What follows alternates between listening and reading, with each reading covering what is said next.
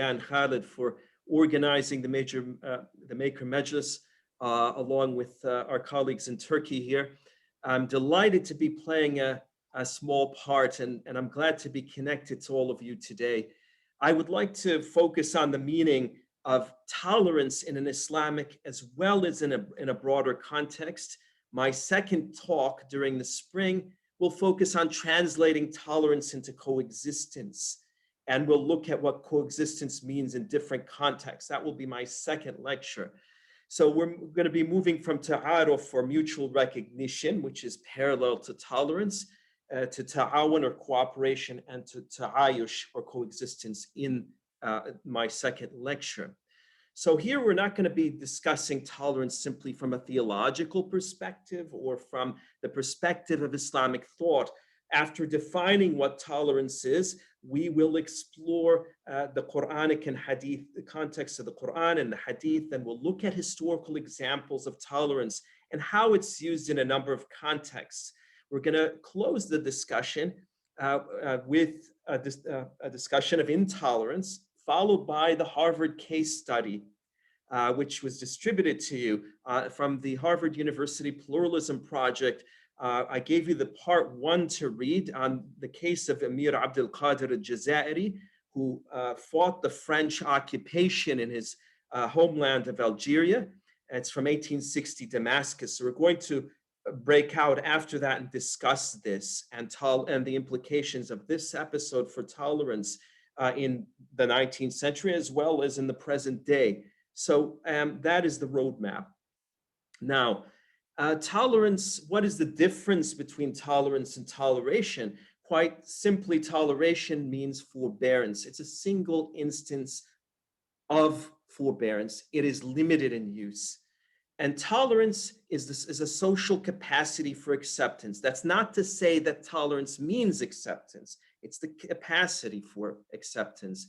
It's a value and a condition for mutual understanding, or ta'aruf, cooperation, ta'awun, and pluralism, ta'addudiyya. I'm giving you the Arabic equivalents as well.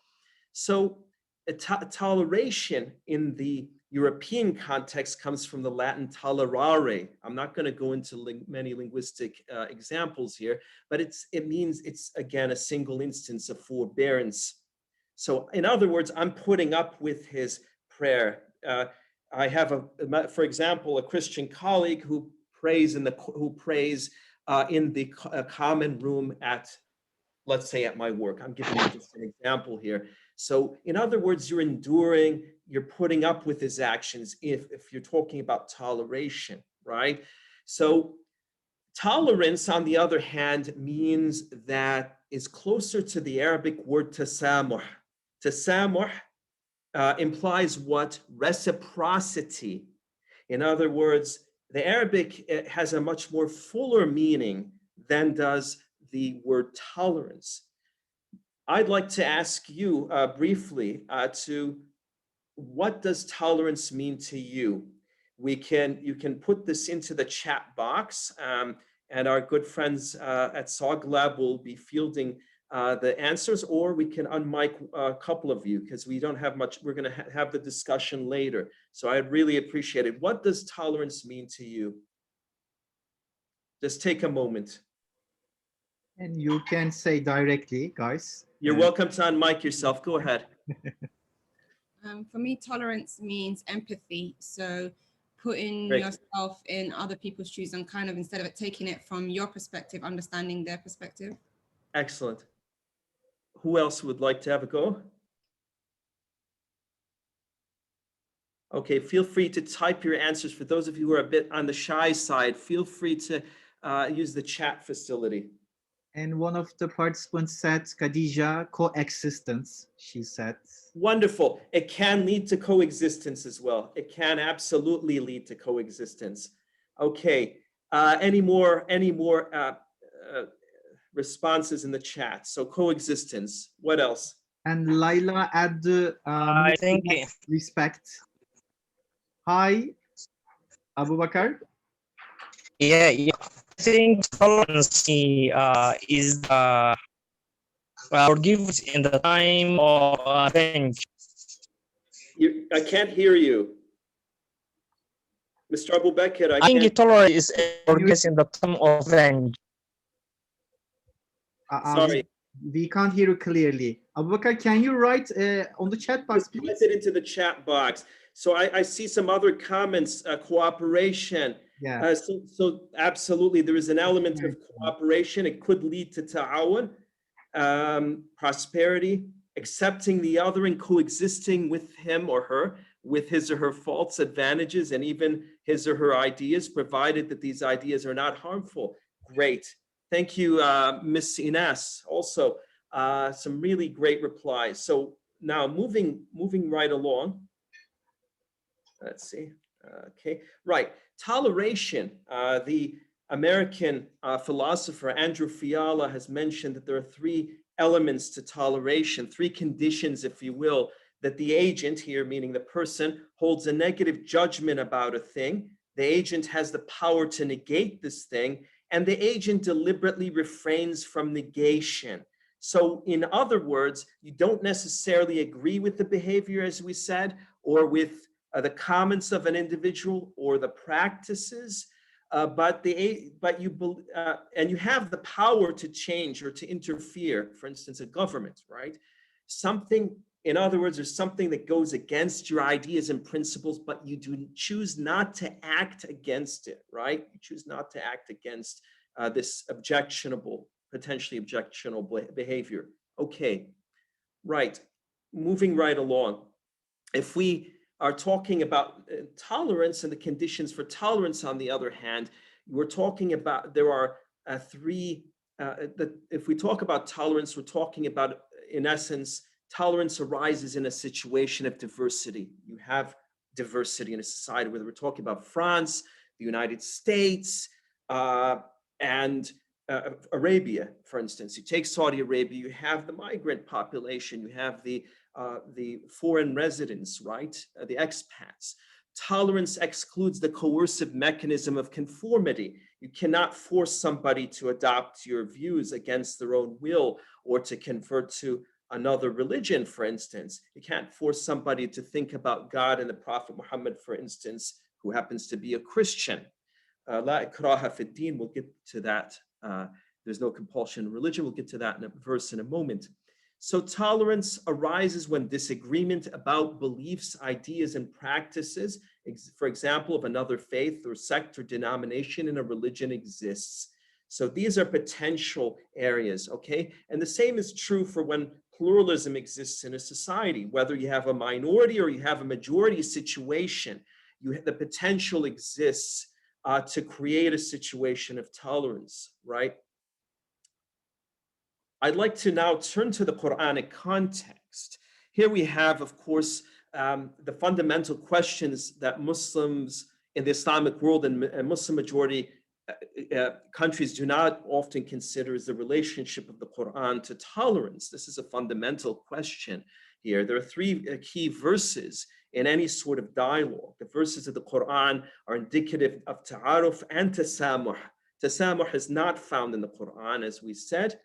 For instance, La ikraha fi din, the first part of the verse, there is no coercion in religion, right? So, as the Egyptian-American Islamic legal scholar Khalid Abul Fadl has pointed out, what happens instead is jihad is invoked to prove that tolerance does not exist in Islam post 9/11.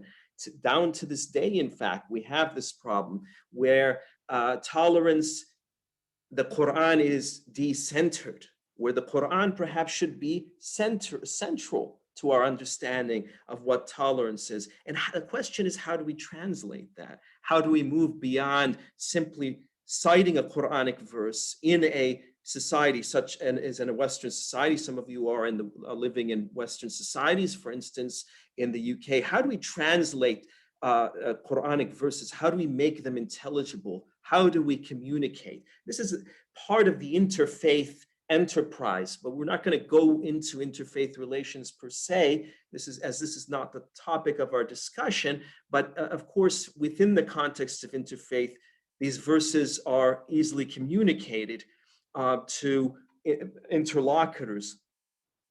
Now, 256 is, of course, one of the key verses, as I've mentioned.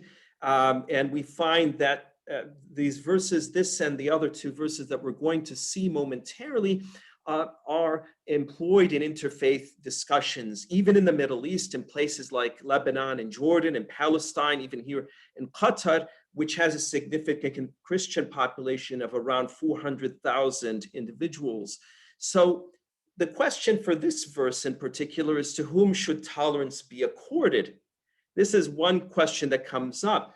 Some commentators report that this verse is revealed has a connection to the Banu Nadir, the Jewish tribe that was exiled by the Muslim community from Medina after the rise of Islam.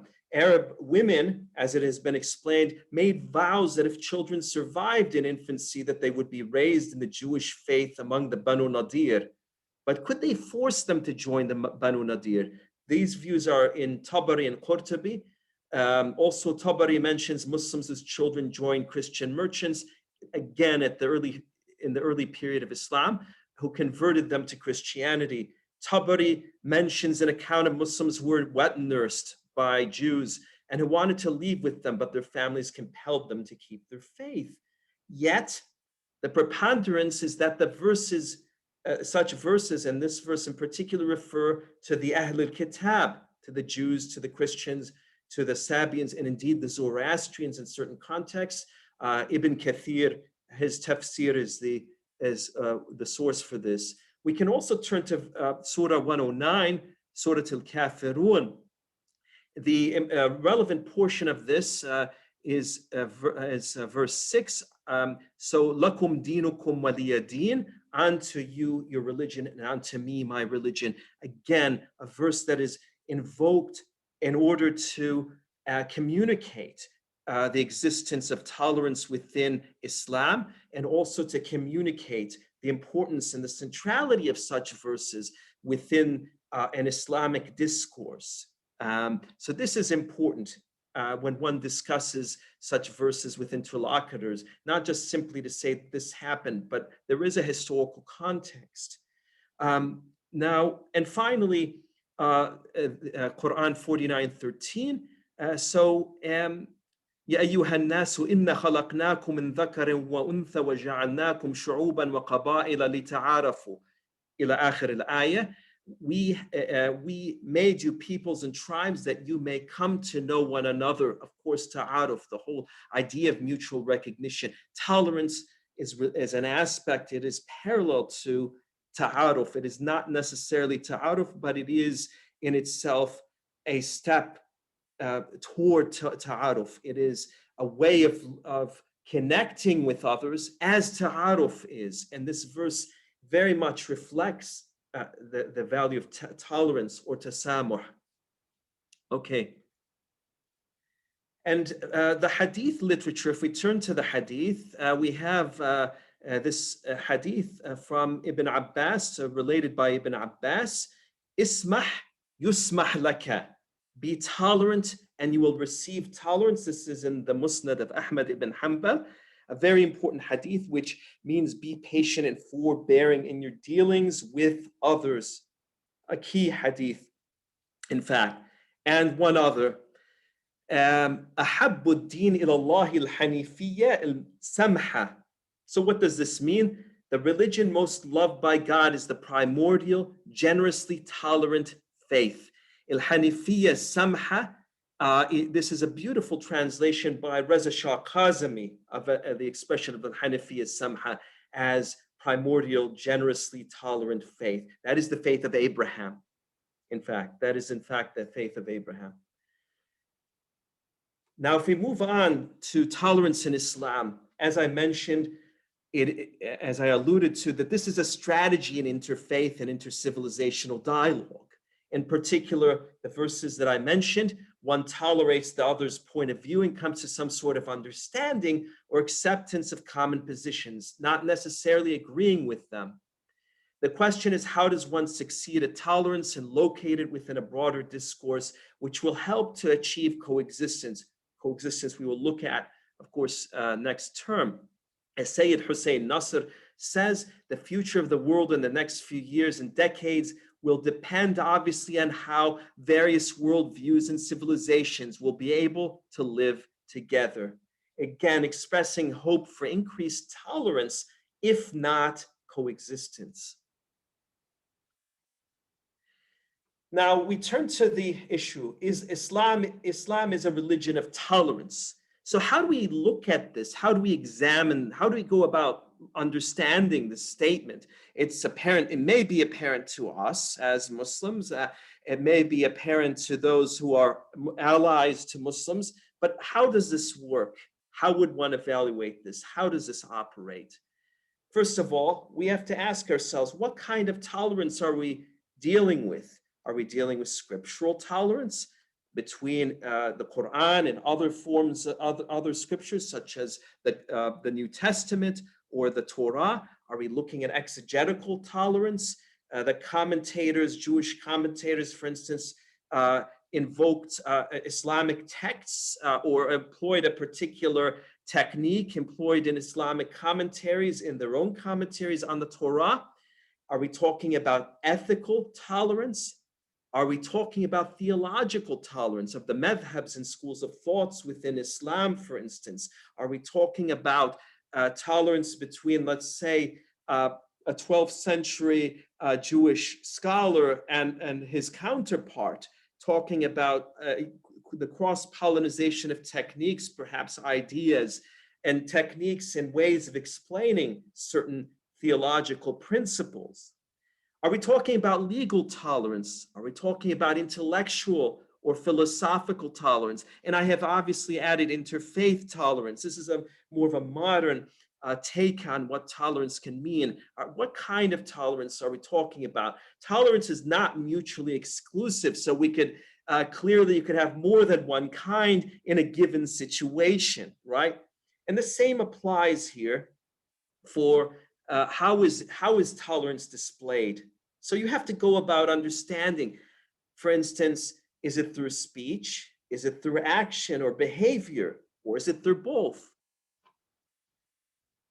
And what are the sources for tolerance? For example, the Quran, the Gospels, Hadith, the Torah, tafsir, legal sources, historical sources, and even oral accounts. When we talk about tolerance, we can in fact rely on oral accounts. That is another important source. And finally, we can look at occurrences of intolerance to understand tolerance.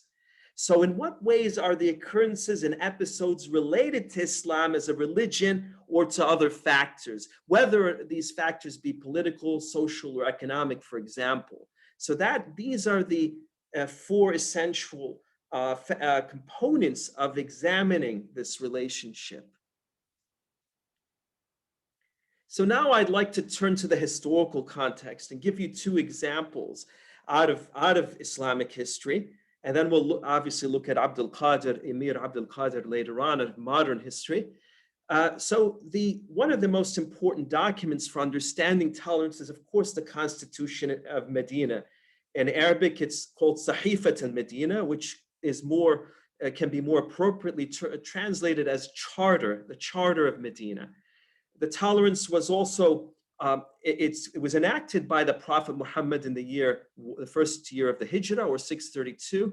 It's essentially a mutual defense pact against enemies. We're not going to be able to go into the details of the document due to time, but I'm just giving you the main points from this document. A community governed by honor, loyalty, and morality are stressed in this document. The Jews, like Muslims, contributed financially and militarily to defend the Ummah against enemies. The consultation of all parties occurred, but the Prophet ﷺ had the final word. 6, guaranteed protection of life, property, and practice of religion of the parties. لِلْيَهُودِ دِينُهُمْ وَلِلْمُسْلِمِينَ دِينُهُمْ is the expression number 25, the 25th element of this document is the guarantee of religion, the freedom of religion. And because the Jews contributed militarily to this, it should be pointed out, they did not pay the jizya. those Jews that were signatories to this document were exempt from paying the jizya by the Prophet sallallahu alaihi wasallam. And finally, violators are punished. For those who violated, who decided to, for example, deal with Quraysh behind and decided to forge an alliance with Quraysh behind the Prophet's back. For instance, this, of course, would be a means of getting retribution or seeking and meting out punishment to those who violated the Constitution. Okay. The second document is from the year 7 or 628 of the Common Era. It's the pact with the Christians of Najran. I'm not going to be able to read all of this, but what we have here is again a guarantee of the dhimmi status. That is a social contract. The dhimma is a social contract that existed between Muslims and non-Muslims, guaranteeing their lives, property, and the freedom to practice their religion. So in this particular document, and the Christians of Najran, this is a political, legal, and religious forms of toleration that are expressed in this document. So the pact was with the Christians of Najran in southwest Arabia near Yemen. It's to be, as I said, understood in the context of the dhimma. And it's, of course, in return for payment of the poll tax, no bishop, for instance, in this document, I've highlighted here in yellow, no bishop will be forced to renounce his bishopric, nor any diviner abandon his profession, or any monk will be asked to forsake his monastery. None of them will be subjected to humiliation. So the Christian communities at this point were not a threat to Muslims and the local Christian populations. Quite the contrary, they accepted the payment of the tax, as did the inhabitants of Jerusalem in 638, when Umar ibn al-Khattab, in fact, liberated Jerusalem, which was under Byzantine rule. And the local Christians welcomed them and the Muslims with open arms, precisely because they were oppressed by heavy taxes and administration and other burdens. So the Christian communities, as I said, were not a threat. And likewise, Christian Arab tribes, such as in Jordan, generally did not cast their lot with the Byzantines, and because they were also oppressed by them. Okay, so again here, they will not be wronged. Again, if one is in the latter part of this, the third or fourth line from the bottom, if any of them claims is right, justice will be done. Neither will he be wronged, nor will he be allowed to do any wrong to others, etc. So there are specific components to this that guarantee the dignity of others living, the other religious communities living under Islamic rule. Okay. Now, conversely, we can turn to the example of intolerance here, which I'd like to briefly look at, and then we'll look at the sort of the thinking behind intolerance and where it could lead us to. So the examples of intolerance are many throughout history. And you could talk about the mihna and the persecution, for instance, of in Islamic history of Ahmad ibn Hanbal by the Abbasid caliphs and Ma'mun and Mu'tasim and al-Wathiq in the 9th century Baghdad. But this particular example here occurred in Islamic Spain. The Jewish community of Granada were massacred by the Berber, the Amazigh troops in the year 1066. So the Jewish and Muslim sources report that the Jewish vizier and head of the Jewish community, Rabbi Josef ibn Nahrala, was set to favor his own religious community over Muslims. The Berber Amazigh troops were jealous. Joseph was crucified, and over 1,000 members of the Jewish community were killed. So what do we make of this? And this is something to also, we could elaborate on this during our discussion afterwards. So basically, the history of Al-Andalus is one of instability, largely marked by instability of changing alliances and dynasties. And so this created a situation of betrayal and intrigues. And this happened at every royal court, at every court throughout civilization. Islamic civilization is not an exception in this regard. It is, in fact, it does prove that certain dynasties did employ certain means to retain power. And of course, they rely on their troops, in this case, the Berber troops, to maintain order. Okay. Dear professor, sorry for my disruption. Can you off and on again your microphone? We are hearing some Okay. different voices. Yeah. All right. I've just done that. Am I audible now? Yeah, it's still noising. Yeah. Okay. Let me try this. So let me switch to this microphone. Let's try this. I've moved to another microphone. How is that? Yeah. If it's okay. Can you hear me? For you? Yeah. It's similar. Okay. If you can hear me, I'll proceed. Otherwise, I'll switch to. Okay. So, all right. So we can turn to this particular example. So the point I want to make here is, without knowing the historical background, one assumes this is indicative of Muslim-Jewish relations in Al-Andalus, or in fact Muslim anti-Semitism in the modern parlance. Yet this is another modern form of intolerance, perhaps one might say. It is also relatively easy to take this or any other example out of context. So what was the background to this killing, if you will? Okay. This is from a Hebrew source, a Jewish source, written by Abraham ibn Dawood, who wrote that of Joseph ibn Nagrela. Bro, your voice is not coming. Okay, let me try this. Okay, let me move back to the same as the system. Am I audible now? Am I audible now? It is audible, but there's a lot of noise. Maybe the problem is with your microphone. I'm thinking, let me just try to fix this. Do you have any external microphone like iPhones, Professor? No, I do not. I can try to switch to, let me try to do this. Okay. Maybe you can plug it out and then re-plug it in. Maybe it will work. Shall I do that? Yeah, it's same, I think. Okay, I've just connected my computer because the video is obviously working. I've just connected the computer now to. Let me do this. Give me a second here. Okay, give me a second. This is all right. I'm going to connect to 5G here and see if this is going to make a difference.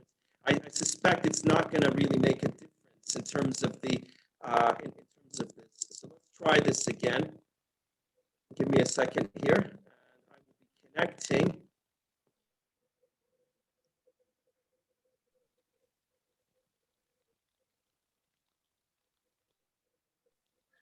All right. Is this any better? I can test my audio settings. Give me a second here. Unfortunately, it's I'm not. just testing my audio settings now. Okay. Okay. Here you go. Or So, can you leave the meeting and come again? how about now? Yeah. How about now? Oh, well, very good, very good. Great. Yeah, now it's great. I switched to another microphone. Congratulations, Professor.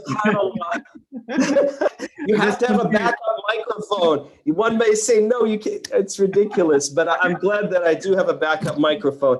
I was able to do that. So alhamdulillah. All right. So where were we? Alhamdulillah.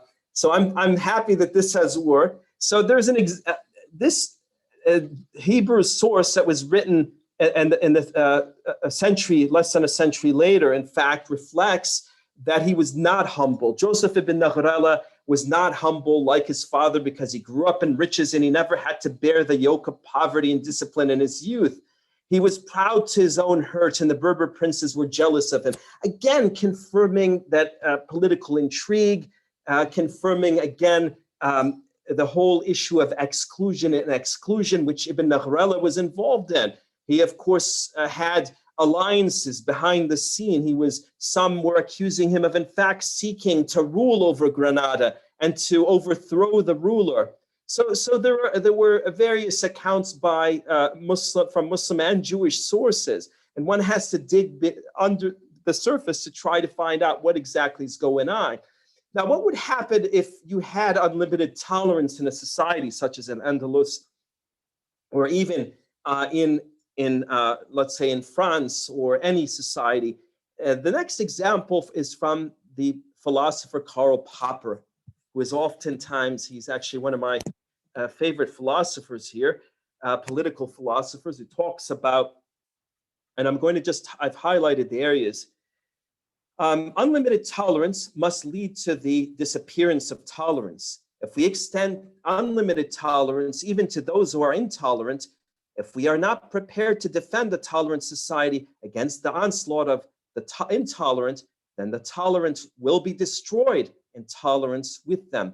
In the second portion, at the bottom of the slide, we should therefore claim, in the name of tolerance, the right not to tolerate the intolerant. We should claim that any movement preaching intolerance places itself outside the law, and we should consider incitement to intolerance and persecution as criminal, in the same way as we should consider incitement to murder or to kidnapping or to the revival of the slave trade as criminal. Is this a solution to the tolerance of the intolerant we have been witnessing most recently in France and indeed in Palestine? A question for discussion afterwards, if you'd like to pursue this as well. As the American political philosopher Richard Walzer mentions, when a minority transgresses a particular space, the majority of the state and its representatives, that is the government, feel threatened. This has happened in France with the senseless murders, in Switzerland in 2009, and when Muslims attempted to erect a minaret there. The hijab is obviously not allowed in public schools and government offices. So this is a form of legal intolerance, as it is of ideological intolerance, if you will. I will not tolerate you if you display your symbols and perform your religious rituals in my space. In other words, you're intruding on my space. Okay. John Locke is often invoked, the English philosopher who wrote a number of treatises on tolerance, the letter on toleration being the most often quoted. In fact, toleration, according to John Locke, requires that the thing tolerated is something that needs to be tolerated and is not accepted straight away. If it is acceptable, it does not require toleration, only simple acceptance. An act of toleration must paradoxically accept an unacceptable thing. Liberal toleration is deliberate, non-interference, understood against a background of Western philosophical commitments. Belief, here significantly, belief is a matter of understanding and not will, so that a human being cannot change their beliefs upon command, no matter how much force is employed against them. The magistrate has no legitimate power in the realm of spiritual matters. A state, and finally, a state is a society of men constituted only for the procuring, preserving, and advancing their own civil interests. So the conflict here is the one between Protestants and Catholics in Europe in the Enlightenment period, right? And Locke excluded Catholics who were distrusted, and there is a long history of intolerance toward Catholics in Great Britain at the time. But he, in the end, says the government cannot regulate Protestants, right? They cannot regulate their thinking, their rituals, right? So in a similar vein, Voltaire, in his treatise on toleration, praised the Ottoman Sultan, the French philosopher. He said, he praised him for maintaining tolerance in the Ottoman realm, though elsewhere he attacks Islam and the Quran, and he also attacks the Catholic Church as well. So so I did not put that in the slide. So here I'd like to look at the bases of tolerance and social cohesion. This is really the next step. That tolerance leads to social cohesion and mutual cooperation and toleration. I just like to briefly emphasize here that tolerance is a cornerstone for social cohesion, right? Social cohesion is the glue, if you will, that holds the various segments of society together. Social cohesion refers to the extent of connectedness and solidarity among groups in society. It identifies two main dimensions: a sense of belonging to a community and the relationship among members within the community itself. And I can go on as just for the sake of time. So if in an example, one example is during acts of violence, it takes acts of violence which threaten social cohesion for group solidarity to emerge. That's the point I want to make here. Okay. Again, focusing on connectedness and solidarity among groups in society and belonging to a community, and forging relationships among the members within the community. So we'll leave this major question to the discussion period. If you want to type your answers to this, what are some practical examples of group solidarity from the West or the Islamic world? Because we want to get to Abdul Qadir. And why do you think that your examples are useful? Are examples useful for understanding tolerance? Okay, so you could give me an example of a group solidarity, whether in your country or in another country, and simply type that into the chat box. We'll look at this. Well, we could take a few now. We could also look at that during discussion as well. All right. So if anyone has a comment to make, feel free. And feel free to type your answers in the chat box. So I just want to say in closing, before we get to our discussion of Amir Abdul Qadir, the Islamic notion of ta'aruf, which we touched upon, cannot be applied in a modern interfaith sense to earlier periods in Islamic and Middle Eastern history. But it all depends on the context. Tolerance is an important aspect and is certainly in an important relationship. There is an important relationship between tolerance and ta'aruf, tasamuh and ta'aruf, which could lead to ta'awun, or mutual cooperation between individuals and communities and members of different faiths. Yet again, we're talking about functions. Each functions in different ways, in different societies and in different historical periods. This is what we're talking about. So one has to be very specific when one looks at these, the relationship of these terminologies. Okay, now we finally come to Amir Abdul Qadir al-Jazairi. This is an interesting painting that was produced 1 year after the persecution of Christians in Damascus by Jean-Baptiste Huysmans, the Belgian Flemish painter. Some of the dress is orientalized, stylized. This is really an artistic depiction of tolerance about Islam, and such were very rare in Europe. When you talk about tolerance, you have these objectified paintings of women in really unflattering poses depicted by such Oriental artists. But here is one that, in fact, it depicts the tolerance of Islam, of a Muslim leader, Amir Abdul Qadir al-Jazairi. Tolerance, you could see the good, the light on the left, and the good, and the forces of darkness and the smoke on the right. The incineration and the pillaging that occurred throughout Damascus, as you read, and of course the French flag on the far right, which is not the focus of this, incidentally, but rather it's Amir Abdul Qadir who is the focus of this particular painting. Okay, so Amir Abdul Qadir, as you read, was an Algerian resistance leader, an exemplar of tolerance. He's been called in interfaith discussions, modern day symbol of interfaith cooperation, and indeed a city in Iowa in the United States, Cater, is named after him. So the question, how many of you have actually heard of him before you read the Harvard case study that was distributed to you? So please type your responses in your boxes, yes, no, and just it's for us to get an idea. I'm just curious. If you can kindly do that, take a moment and do that, please. So Abdul Qadir, incidentally, even though he was captured, he spent many years in captivity with his family, was only liberated in 1853 and forced into exile. finally in Damascus. Now, I want to get to this, and this is the last page of the handout. So that he heard all of these various comments. Give us the Christians, keep the diplomats, but give us the Christians. They attacked your country. Why are you protecting them? Hand over those you are protecting, or you will be punished the same as those you are protecting. You killed Christians yourself in Algeria, that is. How can you oppose us for avenging their insults?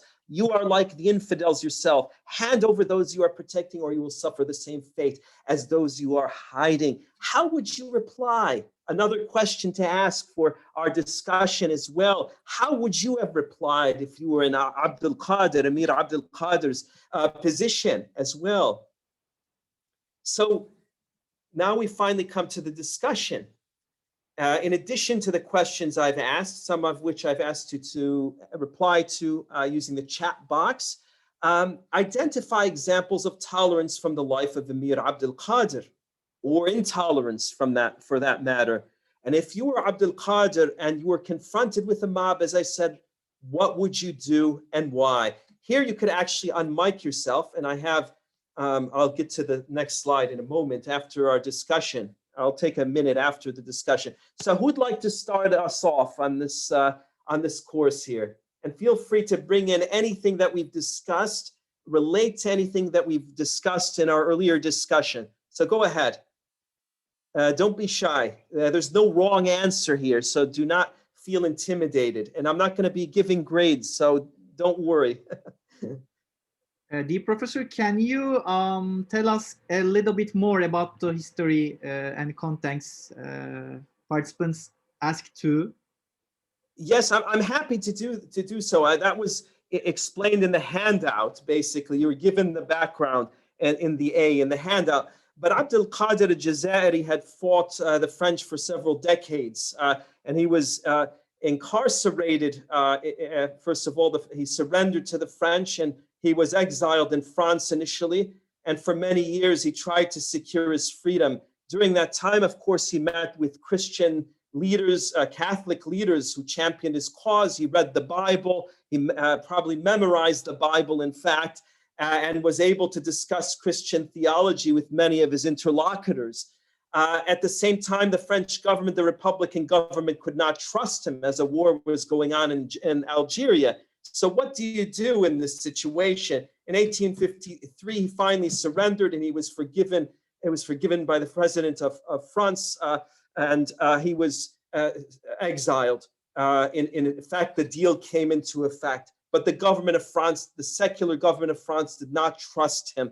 They thought he would go back on his promise. But the French had learned that he was a man of high repute, and that they could, in fact, trust him. So they had developed trust between him. So his country remained, of course, occupied until the late 20th century, the 1960s. But what had happened to him and his family, 25 members of his family died, in fact, while he was in exile in France. Of course, reason to be bitter as well, being held up in a villa, in a mansion, not allowed to go back to your own country. And so he decided, I'm not going to go back to my country. I will accept exile in another country. He agreed, and he asked his combatants to lay down their arms and to join him in Damascus in 1860. The setting is that the Druze are converging on Damascus, and the Maronites and Druze had been involved in fighting, and the Druze in Lebanon and in greater Syria. And of course, there were rumors that there were 2 Muslims who were killed by Christians. There were other rumors that the Christians, in fact, we have to seek revenge against them. So rumors were spreading about the Christians, and the Druze wanted to seek revenge because the Christians were also causing them trouble, according to various accounts, in Lebanon, in Mount Lebanon as well. So it wasn't just in Damascus itself, the violence was occurring. So it's very interesting to look at this. So I would welcome your input into this. So what are some of the examples of tolerance from the life of Emir Abdul Qadir? And if you were Abdul Qadir and confronted with a mob, what would you do? Of course, you have read the part A, So I'm asking you examples of tolerance from his life, or give me one example. And why have you selected this particular example, if you will? Can it be an example from anything? Anything that relates to Abdul Qadir in this case. So if you were, and we can discuss anything else in the discussion as well, any other questions I raise. So I know time is of the essence here, as the mic was malfunctioning. So can we focus, we can focus on Abdul Qadir, or we could take any of the other questions I raise. And you're more than welcome to type in those replies into the chat box if you'd like, or unmic yourself, please. So Abdul Qadir, yeah, go ahead. Anybody who would like to look at, to take a look at, to explore the whole issue of tolerance within Abdul Qadir. Why is he so significant? What would you say to France? I mean, let's turn this around then. I mean, I'm wondering why anybody's reluctant to answer the questions, but let's turn this around. If in France, as you know, the Muslims there are suffering, there are new laws that are going to be adopted, that have been adopted, restrictive laws aimed at Muslims, even though the French government says they're not aimed at Muslims. So how would you relate something like this to the discussion of Abdul Qadir's life, to what is going on? What would you say specifically to representatives of the French government? So let's start with that instead. Go ahead.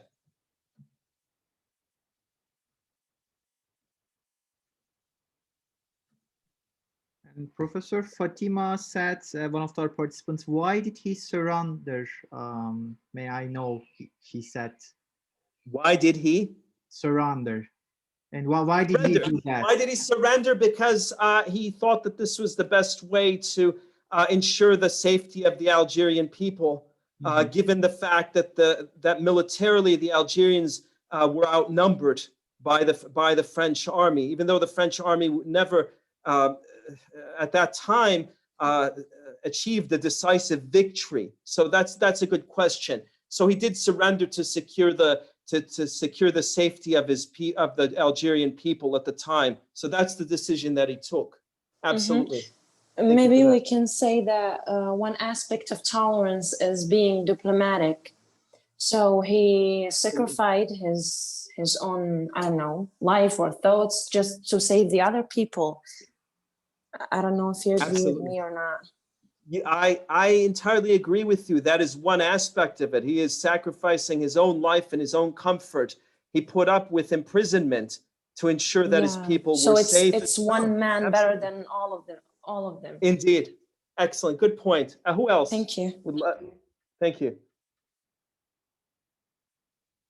We have time for other comments about this, or any of the questions I've raised in the discussion. Yeah, go ahead. Anything that you want to explore that's related to what we've discussed in this talk. Go ahead. I think it's quite interesting that despite of being prosecuted and tortured by the French government and all this stuff that was happening at that time, to still defend them, you gotta have you gotta be a really good person, because when when things get bad, usually like everyone wants revenge. And nowadays, you can see France how they have a huge problem just because you don't wear like them, and some differences, and all this, if you flip the picture, right, you see that this guy is leaving aside all what's happened to him and to his family, to not be unfair to people. So what about restoring tolerance? I mean, I mentioned some examples. Are the examples I cited? How about the law? What about Popper's idea? What about restoring, putting an end to this intolerance? What about making it illegal to be intolerant? Is this an idea that you might entertain? Why or why not? It's something to think about. to go back to the idea of whether we can make it illegal to be intolerant toward others. Something to contemplate. I want to share with you briefly 2 quotes by Emir Abdul Qadir, and feel free to jump in if you have any questions or observations. He said in his work, A Reminder to the Thoughtful and Notice to the Oblivious, religions are complementary and all lead to tolerance. And he also said in another book of his, the Book of Holtz, Kitab al-Mawaqif al-Wa'd wal-Irshad, that the divine in itself espouses a variety of states and refuses to remain in a single manner of being. Whoever limits the real, that is the divine, to one creed and does not recognize it in any other, whichever it may be, is in denial of God. God embraces the beliefs of all his creatures as embraces them his mercy. In other words, explains the perception of the divine by the Christians corresponds to God's reality. But he's not only that. Muslims of all denominations perceive also a correct vision of the divine. And as he says, that God is also more than that. He embodies the true sense of ta'aruf and mutual recognition and acceptance. So if you look at the part B here of the Harvard Pluralism Project, he said to the crowd, my brothers, your behavior violates the law of God. What makes you think you can go around killing innocent people? Have you sunk so low that you are slaughtering innocent women and children? Didn't God say in our holy book, whoever kills a man who has never committed murder or created disorder in the land will be regarded as a killer of all humanity? You are fools and idiots. The Christians I killed, that is in Algeria, were invaders and occupiers and were ravaging our country. If you will not listen to me, then God did not provide you with reason. You are like animals who are roused only by the sight of grass and water. As long as my soldiers are still standing, you will not touch them, that is, the Christians. They are my guests, murderers of women and children, you sons of sin. Try to take on of these Christians and you will learn how well my soldiers fight. So, of course, Abdul Qadir was honored by saving his biographer. His first biographer wrote that he alone stood between the living and the dead to say that Turks took no measures to say the deluge of massacre and fire would be superfluous. He's talking about the local officials in Ottoman Damascus. He's not talking about the Ottoman Sultan. Abdul Qadir received accolades even from Abraham Lincoln, the President of the United States. He was gifted a set of pistols for saving the Christians. He was, of course, by the President of France, given an honor as well, and by the Bishop of Algeria as well, who commended him for what he had done to save the Christians of Damascus, as well as the diplomats who resided in Damascus. So that's all I want to say about Abdul Qadir. If anybody has any last-minute questions before we close this session, if you have any questions related to Abdul Qadir or anything that we've discussed, feel free to either type it into the box or to unmute yourself, since we have a couple of minutes. Go ahead, please. May I ask a question? Go ahead, but please raise your voice. Is it better now? Yes, perfect. Go ahead. I hope it's not a stupid question, but it's a question I'm go ahead. kind of curious about. And I ask myself that question sometimes. I'm a Palestinian originally. Hayyak Allah. Allah yahayik, habibi. But how would Abdul Qadir react to if he was born in Gaza or in Ramallah right now, how would he react to this aggression and intolerance by the occupiers? So when I think about it, all I think about is... How would you reply? How would you reply to your question? Yeah, exactly. That's what I'm coming to. I always tell myself, they took it by power, so we have to take it back, but with power, with guns and, just make them leave the country by any means necessary. So, but this took, go ahead. But it's conflicted to my own ethics and tolerability with humans in general. So how would someone react to this situation? This is a good question. In fact, thank you for that. I mean, there isn't a single answer to that, But what Abdul Qadir would have done, apart from saying to Allahu A'lam, which is the absolute truth, I would say that in this case, that one has to look at the longue durée over the, over the 200 years. Any conflict could be protracted, as we've seen in the case of North African countries. In the case of Algeria, Algeria was not liberated until the 1960s. They didn't achieve their independence. So it took even more than a century later, after he surrendered, after Abdul Qadir surrendered, over a century later, after he waged war, before the Algerians gained independence. So I think the long and short of it is a sabr is required in this case. But it is hard to try to draw an equivalence between the two, to make an equivalence, because the circumstances are different. But what one could say is look at the long duration, the inevitability of violence building up. La samahallah, la qaddar Allah is one potential scenario. It's not advocating for violence. It's merely saying that it is a possibility. This is something that this could happen. So I think this will have to be the last question and last comment. Jazakum Allahu khairan. Thank you, Mr. Zaid. Feel free to send along any comments or any questions you might have to our good colleagues, our friends at SOG Lab in Istanbul, or to Dr. Evren, and feel free to stay in touch. I enjoyed hearing. We have a last question, Professor, from Ibrahim. I'd like to share. Go ahead. As a practical example, how can the Muslims in France learn from the tolerance of Abdel Qadir? That is equally an excellent question.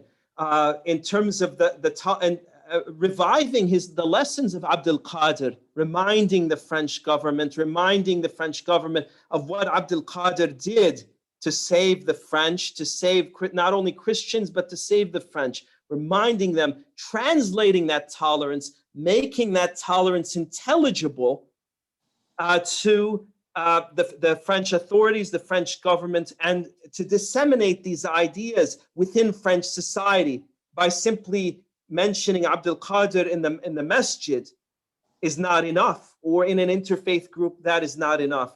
But really to put Abdul Qadir front and center in any sort of discussion, and again, reaching out to the French government, looking at those principles, and really putting those principles in the public sphere. That is key to try to reverse the intolerance that has been occurring on a grand scale in France. So thank you for your excellent questions. Thank you so much. Jazakum Allahu khairan. Is that it in terms of questions? Any questions? Yeah. Go ahead, Ms. Ayan, if we have the time. Go ahead. Okay, so in terms of the tolerance, I'm going way back at the start where you were discussing tolerance and the misconceptions in Islam. So where I know it's a deep question, so you can just touch at surface level. Yeah, because of time. If the surahs and the verses and the hadiths and everything is preaching tolerance, yep, there are certain surahs and hadiths that are out there that can be misinterpreted in a certain way. What do you think the trigger is? How do we prevent something like that if people are coming up to you saying, well, there's the scripture, there's facts? Yeah. How do you... Yeah, I appreciate this more practical question. That's a very good question, but just simply to say that one has to look at the commentaries themselves and say, well, the reasons for look at the asbab and nuzul, the context, the context of the revelation of a particular verse, and counter that, because within that context, it's possible to argue against, not just simply by showing a verse that shows the opposite, but by looking at the specific cause or the context of revelation, saying that this was revealed, for instance, concerning a Meccan society, or concerning the Quraysh, for instance. We're talking about 7th century Arabia. We're not talking necessarily about 21st century United States, for instance. So it's contextual. One has to delve into the context, and one has to juxtapose the verses. In other words, you cannot not talk about the verses, but you could focus on the other verses and point to the merit, point to the utility of these verses and the uses of these verses within specific interfaith context or interreligious context. This is of course another discussion, but it's very interesting that you should raise this. I mean, I can add to this, but I know for lack of time, I'm not going to be able to expand on this. But it is a matter of looking at the context and looking at the specific context of Revelation and looking at creating a framework, such a framework in an interfaith or interreligious context where you agree upon which principles or ideas you will be discussing. And for instance, if you're in a scriptural reasoning class, something I can discuss at another time, and you're reading texts from the various traditions, you can look at these. It depends entirely on the context, who your interlocutors are as well. This is also important in terms of properly answering your question. But I've only given you the bare sense, I'm afraid, and this would take a great deal of time to be able to expand, though it's a very interesting question that you posed. So thank you for that, Ms. Ayan. Do you know when you said about creating a framework? So does that mean, because I'm struggling with the modernization of Islam, because I feel like with the basic principles are consistent, they're timeless. But what you said about creating framework, is that implying that you can modernize it? It's not modernizing the verses, but you're modernizing the discussion. You're updating the discussion. You're saying that this is a discussion for the 21st century. The issues we're dealing with, maybe there are commonalities, but there are fundamentally different issues which the society of 7th century and 8th century Arabia did not have to contend with. Such issues did not exist at the time, but such issues are relevant today. So that's what jurists have been engaged in, and thinkers have been engaged in, this exercise of updating the discussion, creating a framework that is more inclusive, and a framework that relates to specifically the exigencies of the 21st century. So this is what it's about here in a nutshell. But this is something that I would love to discuss, but I'm holding back because I know we have no time left. So, dear Professor, thank you so much for your you're contribution. most welcome. And it was a great opportunity for everyone. Thank you so much. We are so grateful. You are most welcome. It was very good connecting with all of you. Thank you so much for your wonderful questions. Assalamu Thank you, alaikum. Professor. It's really great.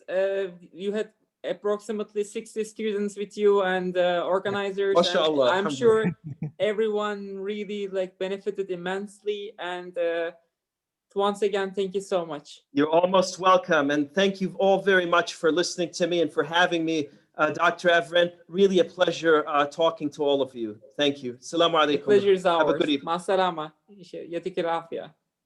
Allah hafiz. Assalamu alaikum. Bye-bye. Assalamu alaikum.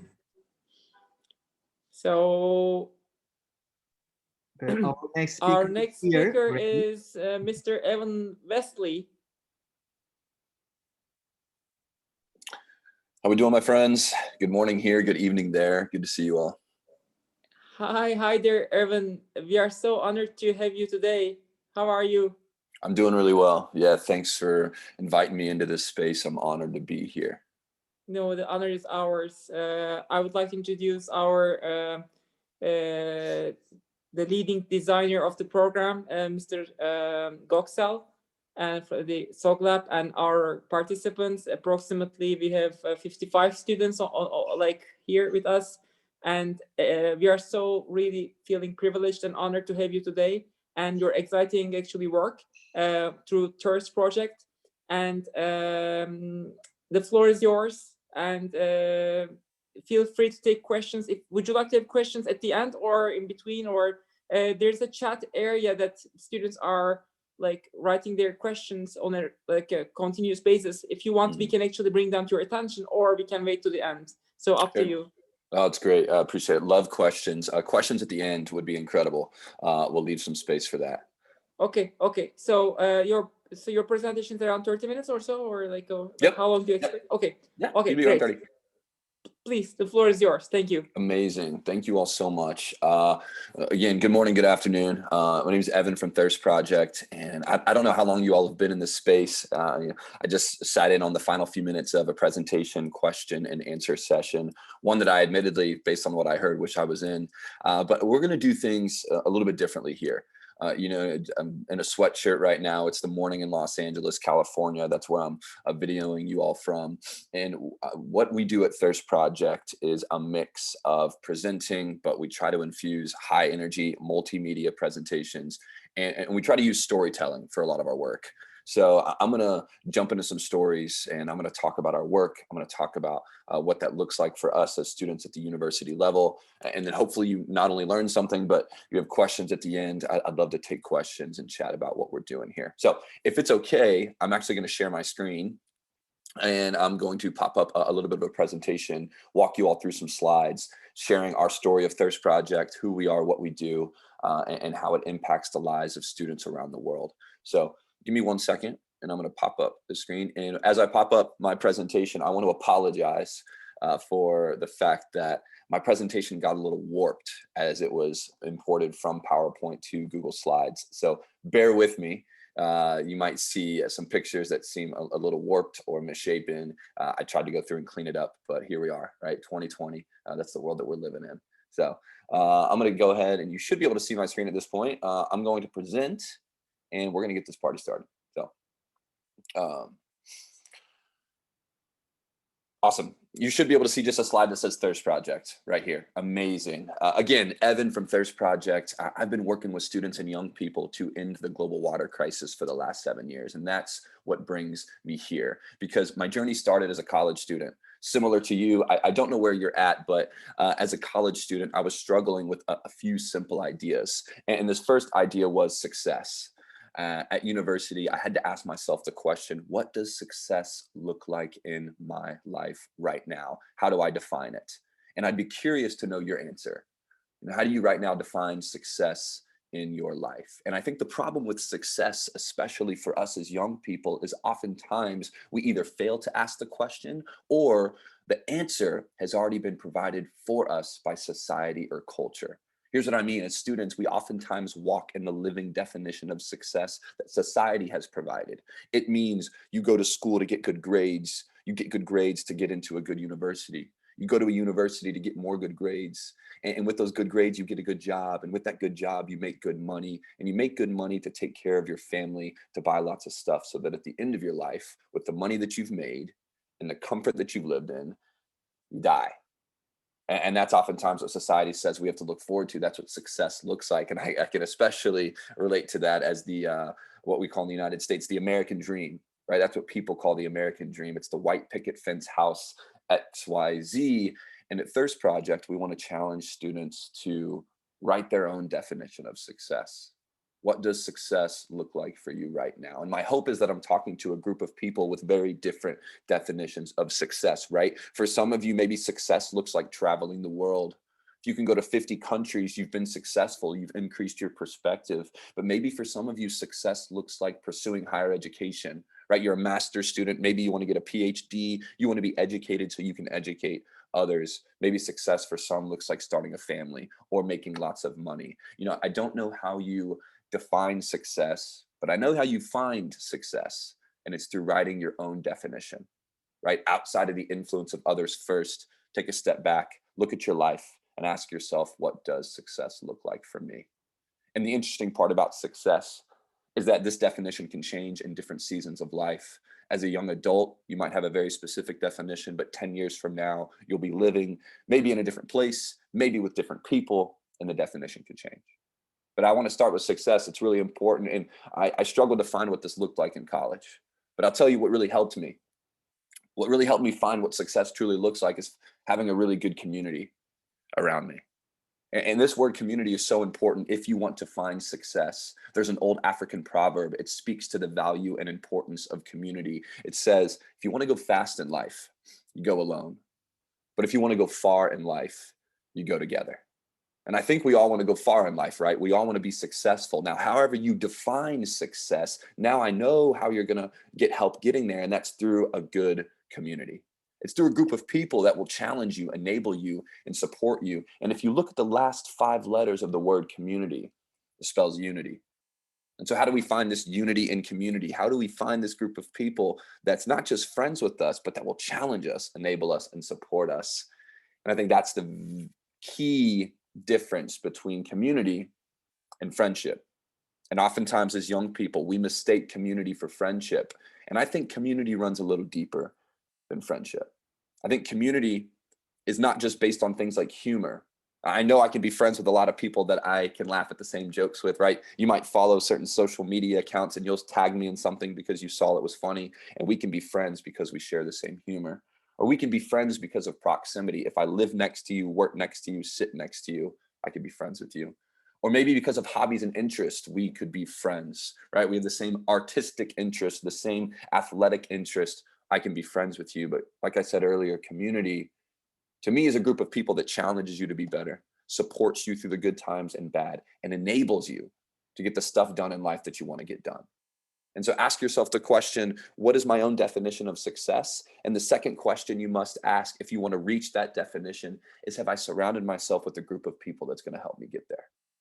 And at Thirst Project, when we started 12 years ago, we had to answer those 2 questions. We said, what does success look like for us as an organization? And we said, success looks like ending the global water crisis. If everybody in the world has access to safe, clean drinking water, we've done it. We've been successful as an organization. And then we had to ask a second question. We said, okay, if we want to end the water crisis, if we want to give everyone in the world access to close, safe water, who's going to help us? Who's going to be the group of people that will take us through this definition of success? And we chose you. We chose young people. We chose students. We said young people are going to be the difference makers in this effort. We need students to help us reach this definition of success. And so that's why I wanted to start here with this presentation, letting you know that our success at Thirst Project looks like giving people clean water, and we need you to make it happen. And I think it's also interesting as I start this conversation, I'm getting ready to enter a few minutes of storytelling. I'm just going to share stories with you because I don't know where you're from. You know, I'm going to make an assumption right now that I'm speaking to a very, diverse group of people from so many different places. But I know that for a lot of the people that I work with, especially here in the United States, the storytelling part of our work is essential. It's essential to open the eyes, raise awareness, and provide a deeper understanding of the water crisis. And so trying not to make too many assumptions about where you're from, I am going to share some stories. But before I do, I want to provide some perspective. And the perspective is related to success and community. I'm sure most, if not all of you, are familiar not only with the United Nations, but you're also familiar with the Sustainable Development Goals. There's 17 Sustainable Development Goals that the United Nations established years ago. And looking at the United Nations as a community and looking at their goals with respect to success, they've made it easy on us to an extent. As a global community, if you want to do good, they said, hey, here's where you can start. We've got 17 goals for you. And we don't just have goals, we have targets and indicators that you can work towards in order to give back and provide for the global community. And I can't think of a bigger goal than no poverty. I can't, in general. Like, to end poverty, I can't think of a bigger goal, but you go down the list and these are massive goals. I mean, these are huge milestones that they're asking us to hit.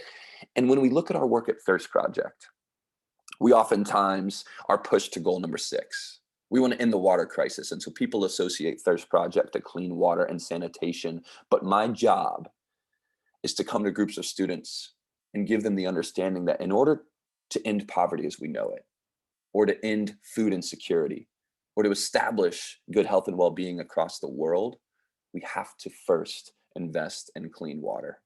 And I'm going to be the first to say that I'm biased, right? I mean, I work for a water organization, so I'm here to talk about the importance of clean water, but my stories will hopefully shed light on the reality that water impacts every aspect of life and development.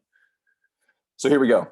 Give me about 10, 15 minutes and hopefully I'll give you a space. I mean, we'll give you a space at the end to ask questions. I'm sure you'll have them, but I'm going to take you through a storytelling journey of real people who we've met, who have been interacted by the water crisis. But before I do, I think some statistics are important, again, to provide some perspective. This is maybe the most important thing I'll say all day. And it's the fact that right now, over 600 million people on our planet don't have access to clean water. Over 600 million.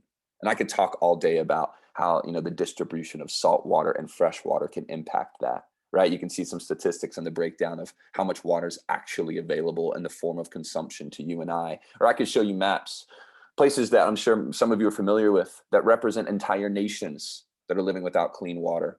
Anywhere from 76 to 100% of the populations in the darkest of countries don't have access to safe, clean drinking water. But we could go to places on this map, places that maybe some of you are from, places that we visited and we've worked in, places like Mexico, Brazil, India, China, places that do have water, but in places like Mexico, Brazil, India, China, some of the water that they have, it can be contaminated. Surface water, open, unprotected sources especially, can be filled with waterborne diseases. The water can sometimes look like this. And it's water that, with waterborne diseases, is extremely harmful to people who are not only using it for washing, but people who are using it for drinking. You'll see that a lot, open, unprotected sources that are shared both with people and animals, and are shared by people both to wash with, to drink with, to cook with, etc. Waterborne diseases are serious, right? And thousands of kids die every single day from completely preventable waterborne diseases. And maybe the hardest part of the presentation for you now as I transition is in telling these stories. I know for our students in the United States, who for most of them have never had to walk multiple kilometers to fetch water. For most of them, they've never known a person who's had cholera. For most of them, they've never had to wash with unclean water, right? It's difficult to understand the reality of the problem of the water crisis. It's thousands of miles away to them. It's something that is just talked about in presentations or shown in videos and pictures. And so I challenge our students oftentimes at this part of the presentation, but maybe some of you have a different story.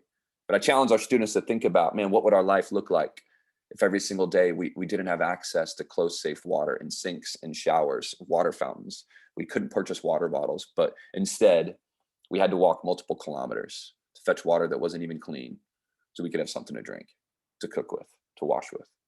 And so this first story I want to share with you, it's of this little boy named Gupa. Gupa's on the right, Sandiswa is on the left. I met Gupa when he was 6 years old in a really small country, formerly known as Swaziland, currently known as the Kingdom of Eswatini. It sits on the northeastern border of South Africa. This country has about 1.4 million people, and Eswatini is unfortunately known as the country with the highest AIDS rate in the world. About a quarter of the population has AIDS. And if you have AIDS and you drink dirty water, drinking dirty water can actually kill you faster than your AIDS will because your immune system's already so compromised. And we at Thirst Project, we actually do most of our work in this small country. I'll talk about that a little bit later because it is significant. But I met Gupa, and again, excuse me for the warped picture, in a community called Ingamude a couple of years ago. And I spent a week with Gupa, and we did everything together, right? We danced, we played games. We'd play this game where we would throw rocks at a tree. And we'd sit there for 30 minutes and we'd just try to hit this tree that was 20 meters away, right? Gupa would get bored about 30 minutes in and he'd start to try to throw rocks at people. So we'd have to stop playing the game. And we'd do all these things together for a week, and he didn't speak any English. And so there was a lot of nonverbal communication taking place. But in our week together, I felt like I really got to know Gupa. I felt like I had a really good understanding of who he was and how he interacted. But day 3 of this interaction with Gupa, I was spending time in his community. His cousin comes up to me, her name is Spepile, and she said, "Evan, it looks like you're having fun with Gupa, but can I tell you a story?" I said, "Yeah." She said, "When Gupa was 4 years old, so 2 years prior to when I met him, he would walk to his community water source, which was a dried out riverbed. They had dug a hole in the ground about 1.5 meters deep to access what little water was available beneath the dried out riverbed surface. And that was his community's water source. He would walk there every morning. He would collect water. He would bring it back so his family could have something to drink and wash with. And Gupa would drink this water every day. But one morning as a 4-year-old, he woke up and his stomach hurt really bad. And he started urinating blood, and he had this parasite. And this parasite was called schistosomiasis. And as I'm hearing the story of Gupa with this parasite causing him to urinate blood, it's extremely painful. She's telling me this story. I'm honestly shocked. I'm shocked that the 6-year-old that I've been playing with as a 4-year-old was dealing with the parasite that I didn't know a ton about. It sounded incredibly painful. And so I started to ask questions. I went to the local clinic and I asked the local medical professionals about schistosomiasis. I said, "Is it a big deal around here?" They said, "Absolutely. You can get schistosomiasis, not just from drinking contaminated water, but walking or wading through contaminated water. And there had been times where entire elementary schools full of students would walk home the same way. They would wade through the same river. They would get this disease and they'd have to cancel school for weeks. And I was so interested in this disease. I'm learning that it's a big deal in Eswatini, but I wanted to ask the question, man, is it a big deal as a global community? And so I go home after my trip and I Google schistosomiasis. I'm just looking up statistics, and the most recent statistics that I could find from the World Health Organization state that in 2017, over 300 million people had schistosomiasis. And the craziest part about schistosomiasis is when I go across the world and I give presentations, almost no students have ever heard of the disease. Now, granted, most of the students I'm speaking to are high school students, so I'd be curious to know, as uni students, if you've heard of schistosomiasis, but regardless, it's a disease that's impacting almost the exact number of people that live in the United States in terms of number, and yet we're not talking about it. And as I tell these stories, I want you to connect now the water crisis to the different SDGs that I spoke about in the beginning, right? Because it's not just water for the sake of water now, water for the sake of health and sanitation. So if you care about health and sanitation, I would argue that you care about water. I'm going to skip some stories for the interest of time, this one in Uganda, but I do want to sit here for a second. We say all the time, it's not just drinking dirty water that's an issue, but the very act of collecting and carrying water that also has very serious effects on people. And again, I don't know where you're from. Maybe some of you have experience with this or you've seen this before, but oftentimes in the developing world, women and children use what's called a jerry can to fetch water. You can think of it as our version of a yellow or diesel gas can, but in the developing world, women and children are using this can, weighs about 20 kilograms, holds about 5 gallons of water. And the average distance that women and children have to walk with this jerry can is about 3.75 miles, right? Around 6 kilometers. And in this journey, it can take women and children 6 to 8 hours a day, right? Imagine carrying 20 kilograms of water for 6 to 8 hours a day, especially on your head. It's physically demanding, which means that kids can't go to school and get an education. It means that women can't get jobs to provide for their families. I think what's really important to know is that if you did carry 20 kilograms of water on your head every day, the physical impact, the toll that it would have on your body could be extreme. We've met women and children, both, who've spent most of their lives collecting and carrying water. And when they put these cans on their head, the impact, like I said, the physical demand has ended up being really extreme. We've seen things like spinal and pelvic deformities, all from collecting and carrying water. We've seen women who are pregnant who've had spontaneous miscarriages, all from collecting and carrying water. And so it's not just drinking dirty water that's an issue, but the very act of collecting and carrying water that also has very serious effects on people. I have 2 quick stories I want to share, and I want to wrap up with a few anecdotes. This is my friend Tabsile.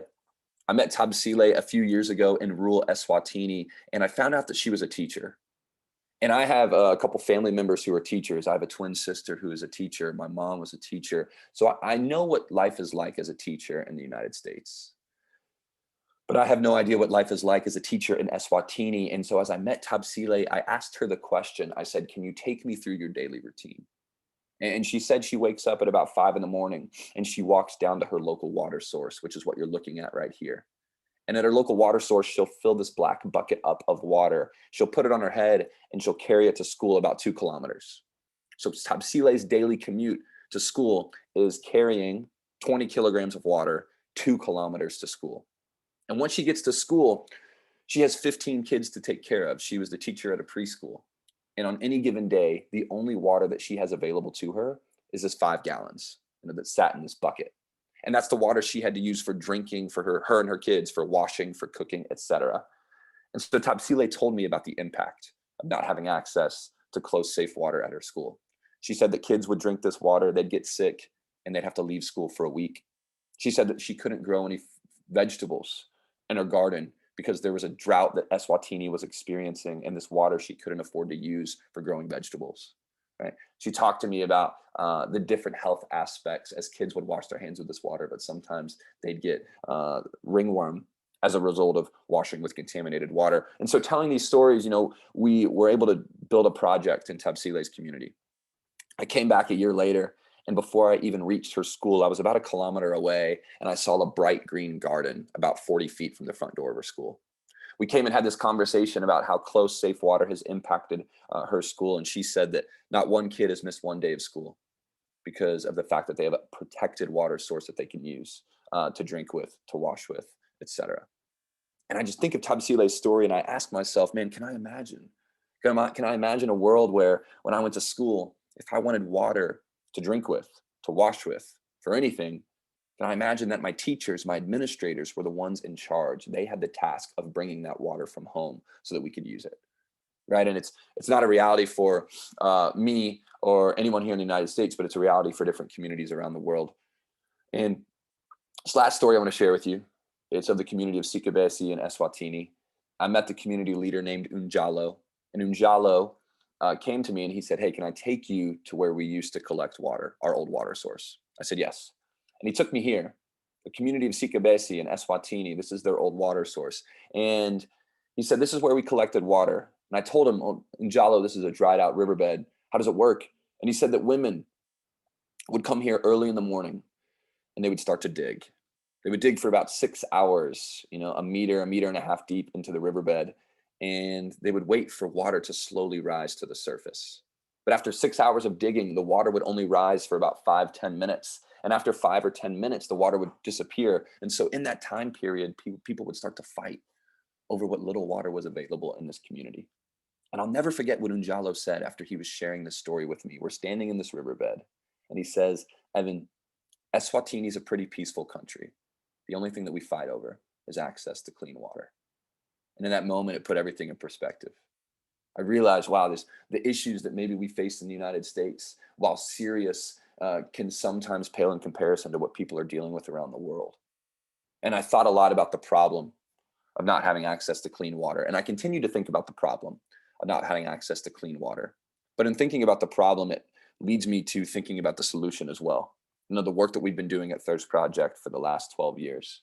And when we build a close, safe water source, it can mean that communities don't have to not only drink water that looks like this, but communities don't have to wash with water that looks like this. Because when you wash with water that looks like this, it can develop things like ringworm.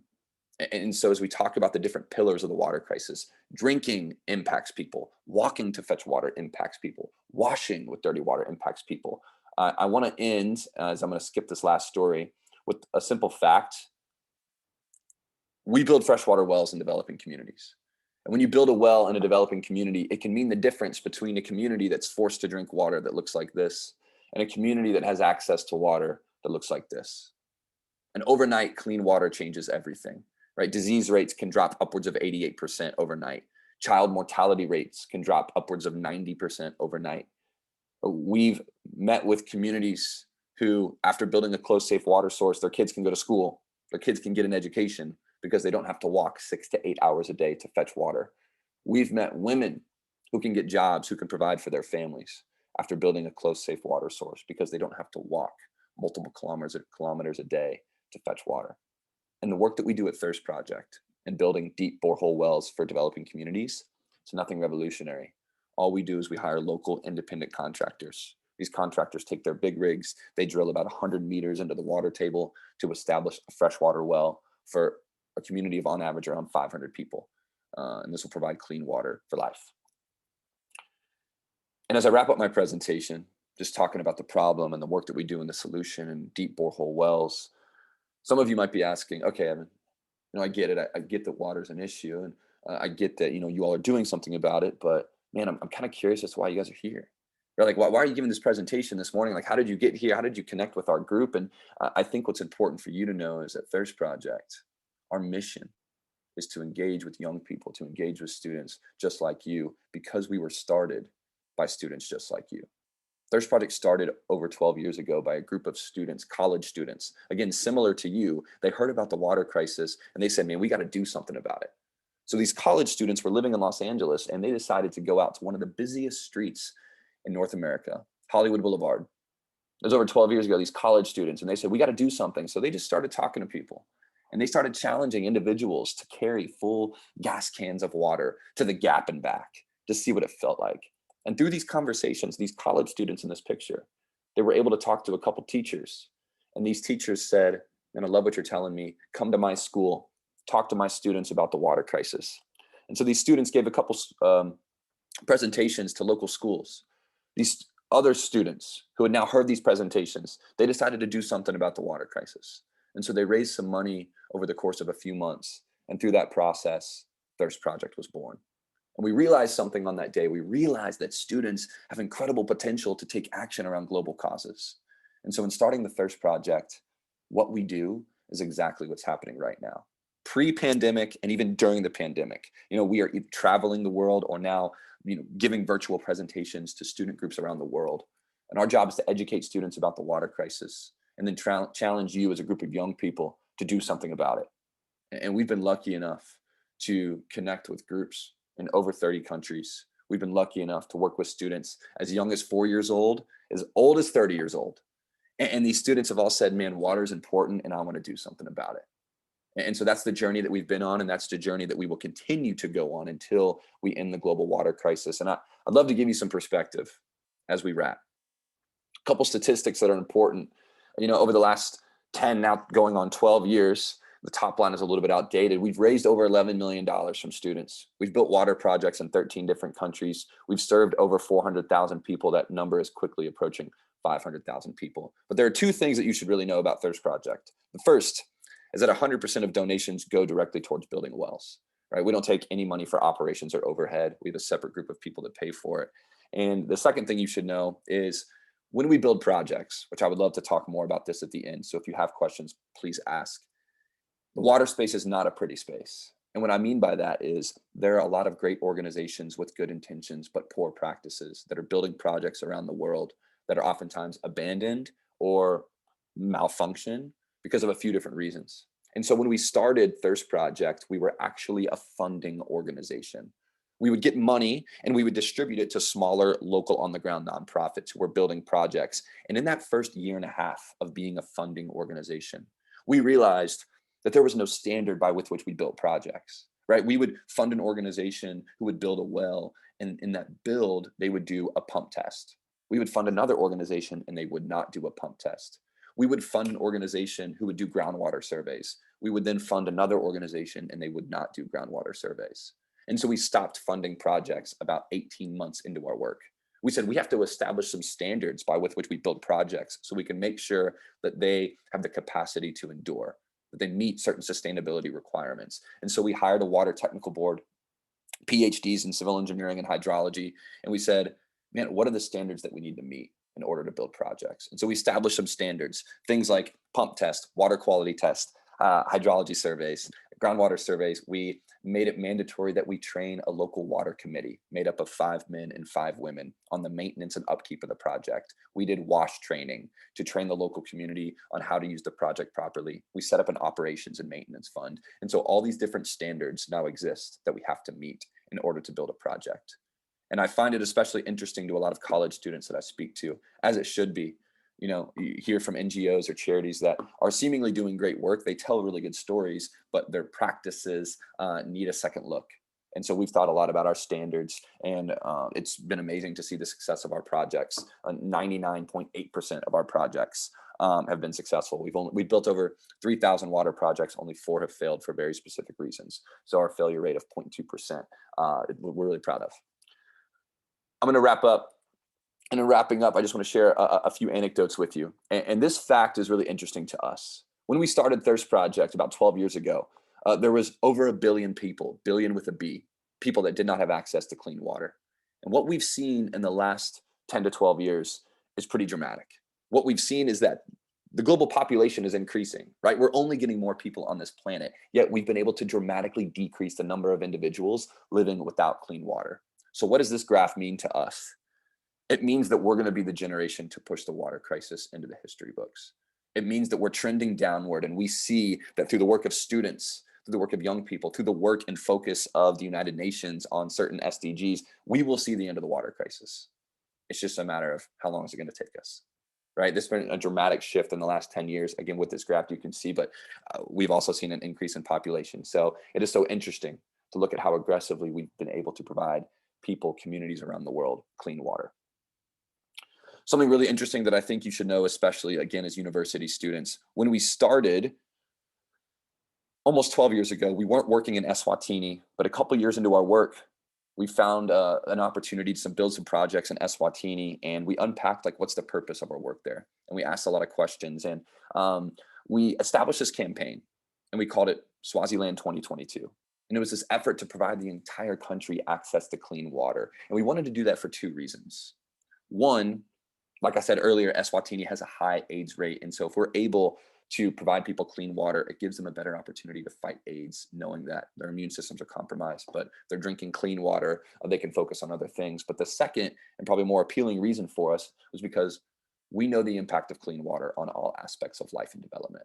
And if we can give an entire country access to clean water, we can show the global community, hey, if you want to end poverty as we know it, if you want to increase education rates, if you want to increase economic opportunity, you have to first invest in clean water.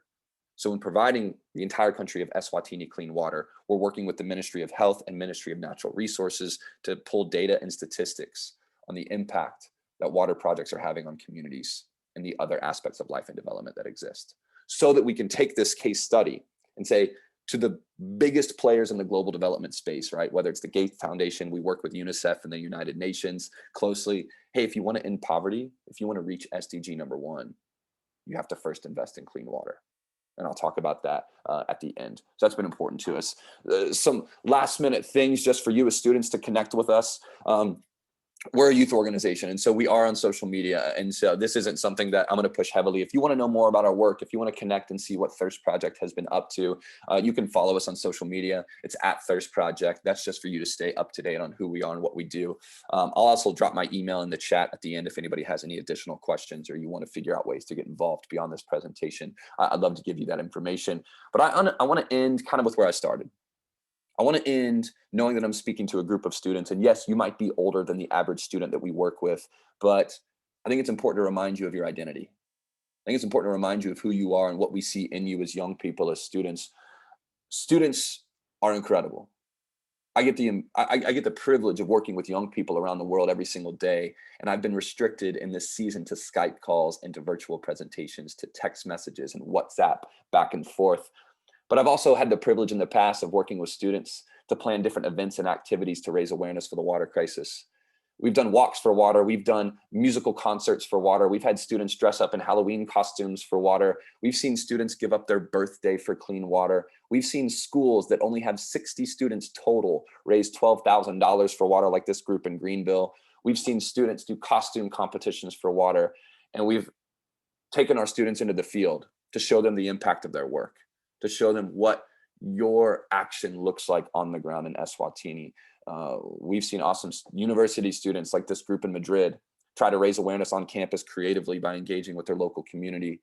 And so I just want to let you know, as a group of students who are maybe for the first time learning about certain aspects of the water crisis in depth, you're not alone. Right? I get the privilege of working with students around the world every day. So I get to know the students that are taking action around global causes. But if that's you, and I think oftentimes as students, we can get disheartened. Man, we can, especially in this season, form this negative train of thought. It's like, man, like the world is trending downward, right? It's not going in a place that I really wanted or see it going for me in my life. I need you to know that there's also an upward trend in a lot of ways for social consciousness, for global citizenship. And I get to be a part of that. And I want to invite you into that space as well. And maybe you're already here, which is great. I mean, you know about the SDGs, you're committed to taking action. Your definition of success is giving back to the global community. That's incredible. We at Thirst Project, we're trying to start as young as possible, right? I do not believe that global issues, things like the water crisis, are over the heads of 5-year-olds, 6-year-olds. We have to tell a different story and explain a different narrative, but we care about it. And so I know I said I'm going to wrap up, but I promise I'm a minute or two away and we'll open it up for questions. 3 things I want to remind you of as students. First, if we believe this at Thirst Project, my hope is you believe it as well. First is you're the most powerful agent of social change. If we want to change the world in any capacity, when I say we, I mean the global community, it starts with you. It starts with students. It starts with young people being the difference makers. And that leads me to my second point. And it says everything now. You have everything in your power right now to make a tangible difference in the world today. And there are lies that creep into our heads that tell you otherwise. The lies say, hey, if you want to make a difference in the world, you probably need to graduate college first, or at least get your master's degree, right? Then you can make a difference. Or if you want to make a difference, you probably need to have a little bit more money, or you probably need to be connected to more people. And I'm telling you, it's not true. You can make a difference in the world today with everything that you have right now. And the third point is, and again, I'm biased because I work for a water organization, but through my experience, if you care about people, you care about the water crisis, because water impacts so many aspects of life and development, right? Like I said earlier, I've had conversations with individuals in Qatar talking about how gender equality is impacted by the water crisis, because women and young girls are often the ones tasked with collecting water, and how they cared about gender equality. I was coming with the story of the water crisis. Let's talk about how the two are connected. And the same goes for all the other issues I described earlier: food security, health and sanitation, poverty as we know it. There's so many aspects of life and development that are directly connected to water. And to bring it present day, looking at the pandemic in 2020, if we go back to March, and the narrative that we were told early on and what we're still told today is wear a mask, socially distance, wash your hands. And you can't wash your hands if you don't have access to a close, safe water source. Water is the first line of defense when it comes to fighting a pandemic like this. So we're seeing water play out in the global community and its significance and importance. And I end with where I start. My hope is that regardless of your definition of success, maybe it's travel the world, make lots of money, pursue higher education, my hope is that it's just rooted in your desire to help other people. I think that's a pretty good place to start. It's not a bad definition of success to make lots of money, because maybe with that money, you can go and do amazing things for communities in need. It's not a bad idea to pursue higher education because you want to give back and educate others in the same way you've been educated. Or you want to do research that will change the world. Man, that's my hope for your definition of success. And my hope for communities that you found it. Hope for community is that you found a group of people that will challenge you, enable you, and support you. And if you haven't, then start looking. Reevaluate the people you have in your life and surround yourself with the people who will help you reach success. So I want to say thanks so much for having me, and thanks so much for giving me the space. And it's been a privilege. So yeah, thank you guys. Thank you so much, Evan. This was really like so inspiring, and I had like goosebumps, or seriously, like, so it's a and also these two areas, I mean, the success and community are two elements, I believe, in our Design Post-COVID Humanity program. And we had, I'm not sure if you remember, but we had three keywords, three virtues.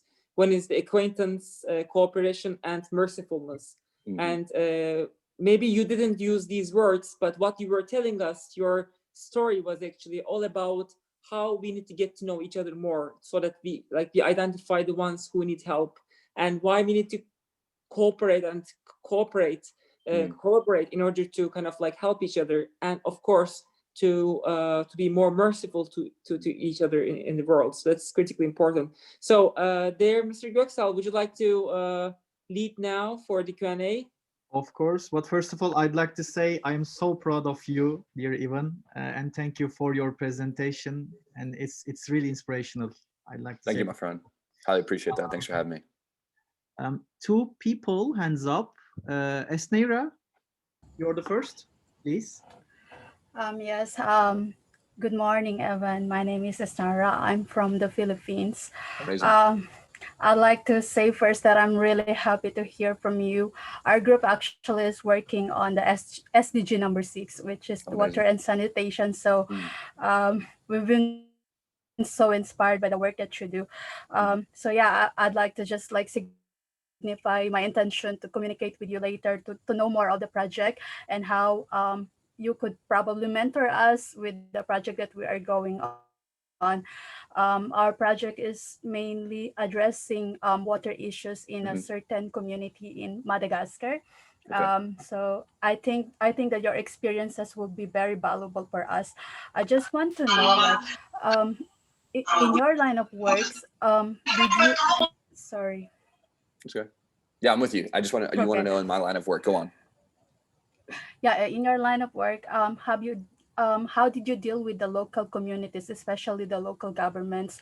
What kind of cooperations did you do with them? Because I feel like that if we want to pursue our project, we would have to deal with the community and institutions that are in that community. Thank you.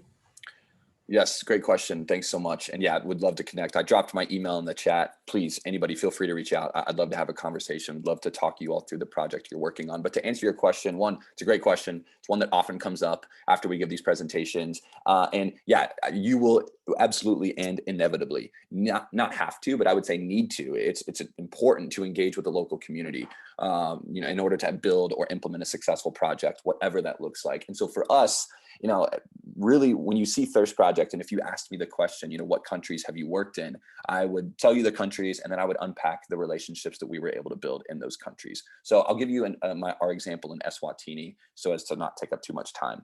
In Eswatini, we have an individual that we met that we worked with, that worked for the Ministry of Natural Resources. His name is Sibusi Soshiba, and he was our connection from day one. And so in working for the government, the Ministry of Natural Resources, in the Department of Rural Water Affairs, Sibu had connections with the government. And if you know anything about the government of Eswatini, it's one of the last absolute monarchies in the world, right? And so Sibu working for the government, it was really important for us to build that relationship so Sibu could serve as the liaison between members of parliament in their certain constituencies and us at Thirst Project. He's now a full-time staffer for us. He actually no longer works for the government, but he still has those connections so that he can help us not just engage with members of parliament, but local officials, community development officers, etc. And so in every country that we work in, we have the equivalent of a Sibusi Soshiba, right? A staffer that we pay, they're on our team and they're our on the ground point of contact, and they help us build relationships either at the local level. Just to give you an example, like we build projects in Uganda, but we only build 8 projects a year in Uganda. And so we do most of our work in Eswatini because, like I said earlier, we're trying to end the water crisis there. So Sibu has a little bit bigger of a role to play in building so many relationships with the entire government and having worked for the government, because we're building all across that country. We're building hundreds of projects a year there. But in Uganda, Vincent is our guy on the ground there. And he has relationships with certain people at the local government and regional government areas that we work in.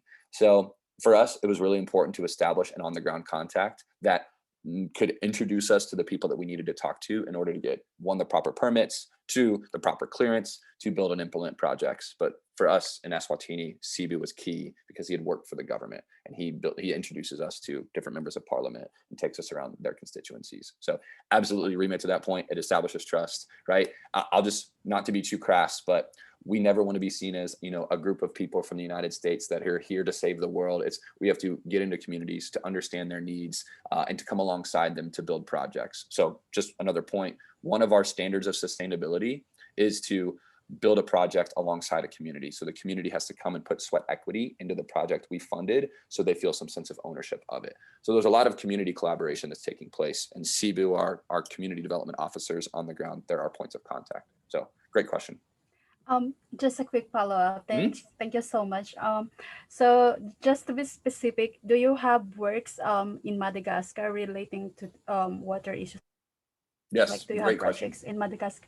Yeah, great question. We have never built a project in Madagascar, but that doesn't mean that I can't point you to people who have worked at projects in Madagascar, and I can't learn a little bit more about what you guys are doing, your goals. So please feel free to connect. We don't have projects there, but I'd love to learn more. Thank you so much, dear Esneira. Dear Raisa, you can continue if you want. Yes, can you hear me? Yes, absolutely. Yes, Mr. Evan, thank you so much for that great presentation, or an inspiring presentation you just made. Actually, my teammate is Naira, the one who just asked question from you a while ago. So I am from Madagascar, actually. I came from a small town in the northeast of Madagascar, and in there, our community, most of our community there use wells as a source of water.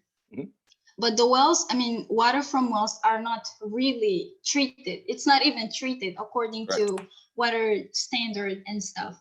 So I knew, we had to make a change. That's why I asked my teammate to work on this. So as a starter, what do you suggest us to do, Yanni? We want to make a change. What should we do? Yeah, great question. Yeah, so I even talk about deep borehole wells as a solution that we've used, but The water crisis doesn't have one universal solution, right? It depends on the region, depends on the area, it depends on the community that you're in. We can identify a solution that may or may not work. So for example, we build projects in India, but we actually don't build deep borehole wells. We work in the Maharashtra region in a small community called Nimboli. And in this community, we can't build wells because there's a high level of arsenic in the groundwater. But we didn't know that until we tested the water. And so I think what we first have to do, and Raisa, you might already know this answer, is what are the problems with the water, that like the groundwater that you have, right? If we're saying, man, groundwater doesn't work because there's not a lot of, like when you build a well, you don't necessarily put in a ton of filtration. You trust that the naturally protected water beneath the surface is going to work, but that's not always true.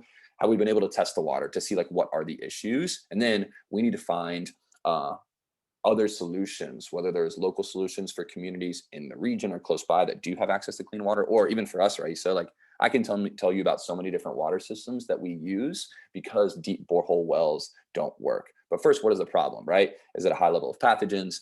Is it too much nitrogen? Is it arsenic, heavy metals, fecal coliform? Like what's in the water? What's the problem with the water? And then we can figure out how to treat it. Because even for us, we build wells in certain areas where depending on how deep we drill, that's going to affect the quality of the water. But also we do water quality tests, making sure our projects meet American drinking water quality standards. And sometimes we have to put a certain screen or filter on our project so that, you know, certain contaminants are filtered out. So I think that's an important question we have to ask, is like the problem of the water in your area, what's actually contaminating it? Where is it coming from? And then my hope is that if you don't know, then we can connect. Let's talk about the different solutions that can exist in this community and how we can implement them and make them sustainable. Thank you so much. That's so helpful. Thank you. Thank you so much, dear Raisa. Dear Eno, let's continue with you. If you're already here. Okay, yeah, I'm here. Thank you very much. Thank you very much, Aaron, for your presentation. It's really insightful, especially because I did some work on schistosomiasis, and I understand I understand better the information you're delivering. So I also have some experience with community work, and I know that one of the issues with community work is resistance. They are generally a group of people, if not a good percentage of people, especially when you're coming for the first time with something, you encounter a lot of resistance, either within the population or at the country level. So I don't know, in the course of your work, did you encounter any major resistance, or probably something you could recall, and how did you go about it?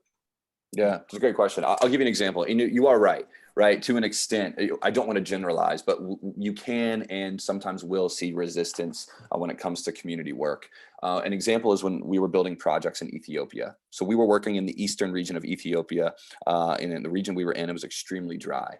Admittedly, like we would come in and say, man, nobody should really live here, but we can't really give communities that kind of advice. We can't say, hey, you all need to get up and move from a place that you've lived for years and years. And so we tried to build and implement projects in Ethiopia.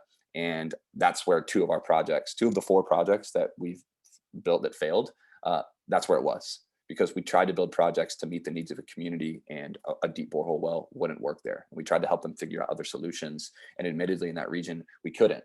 And so it wasn't much as like resistance or, high levels of tension between our group and the community. It was, hey, here's what we would recommend. Like this area it's not fit, for supporting and sustaining human life, but we can't tell a community to leave.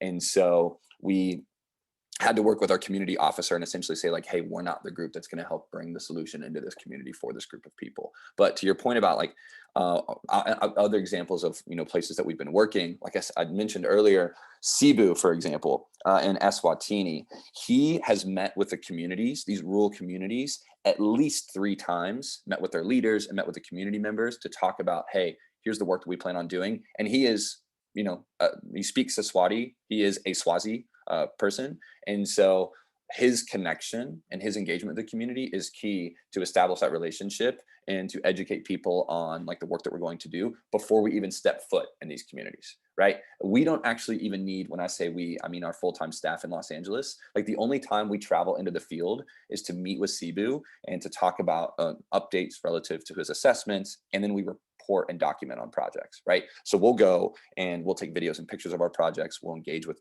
certain community leaders, but that's only after CEBU has had multiple conversations and meetings with them. So I think we would see a lot more community resistance if we didn't have our country directors or community development officers who are investing and spending time in most of the relationships that they're trying to build. So admittedly for us, we haven't seen a ton of resistance except for that one group of people in Ethiopia. And it was just over, the area that they were living in and our ability to build a project to support them. So great question. Thank you so much, dear Enu. Khalid, you are the next. Evan, thank you very much for this presentation.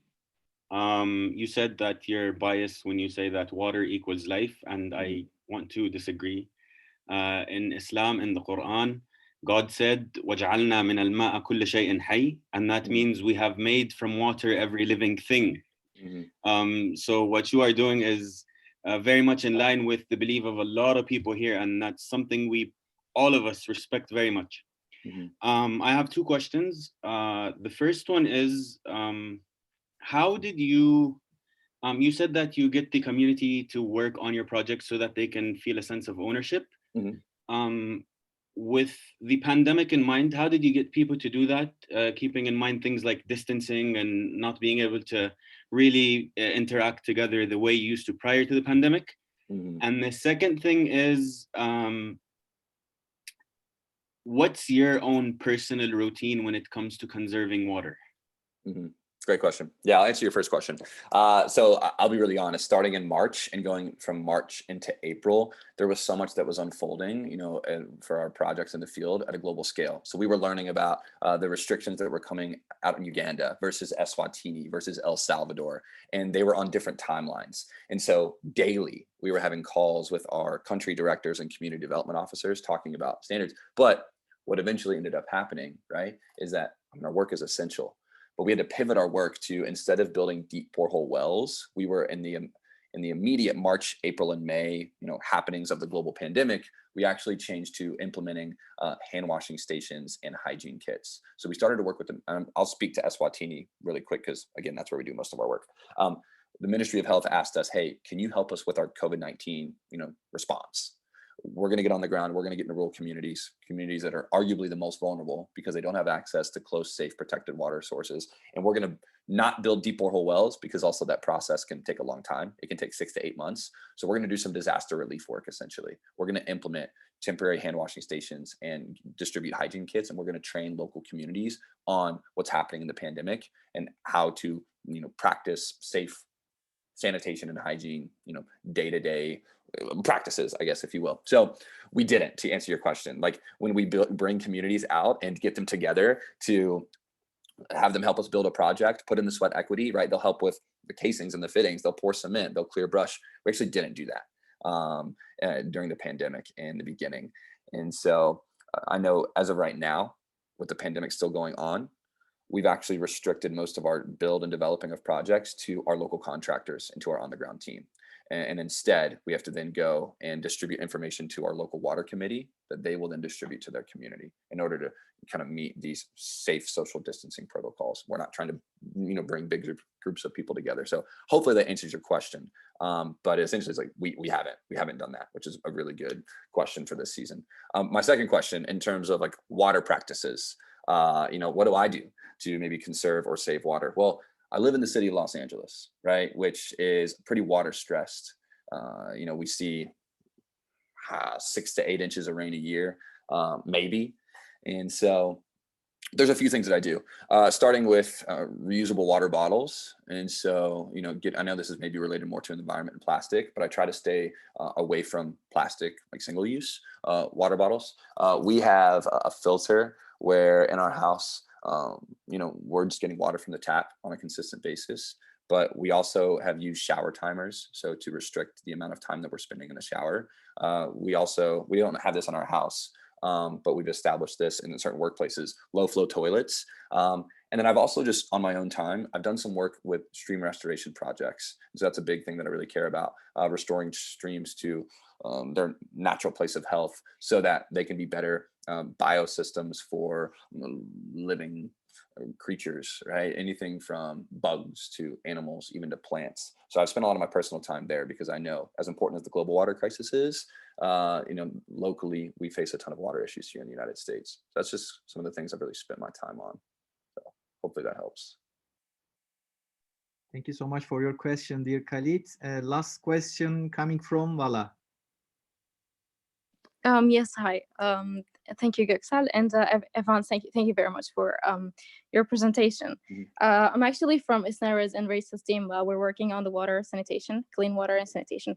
So my question here is that we have a lot of goals, we have a lot of potentials that we're looking forward to achieving. But my question is that what should we focus on? Like, we have the idea of getting rid of the wells that are in Madagascar, because no matter how many wells they have in Madagascar, they don't have the clean water there. They don't get the clean water from there. And as like you mentioned, they carry the water from the wells for long kilometers and etc.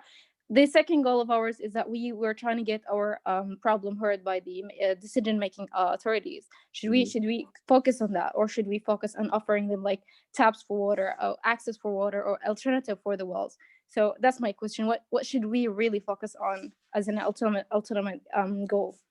Great question. Again, I don't want to make assumptions about your team, but I think for us, what's been the most important and for our first step, like where do we focus? Where do we start? Like we have these big goals. We want to give, like, I'll give you the example in Eswatini. We wanted to give that entire country clean water. How do we start? And the first thing is establishing a really strong point of contact, but not just a point of contact like, hey, I know somebody in Madagascar. It's, hey, I know somebody in Madagascar that is working or has experience in this space. So for us, like, Sibu was important because he literally worked for the Ministry of Natural Resources in the Department of Rural Water Affairs. And the reality is, I know this isn't universally true for everybody, but for Sibu, we came to him and our plight was, hey, like our goal is to help give clean water to as many people in Eswatini as possible, right? And for him, who works for the Ministry of Natural Resources and the Department of Rural Water Affairs, he said, yes, like, let's collaborate, like, let's talk more and let's figure out how we can do this. And then Sibu helped us understand, to your point about sampling area wells, there are wells all across Eswatini that have failed, that are not working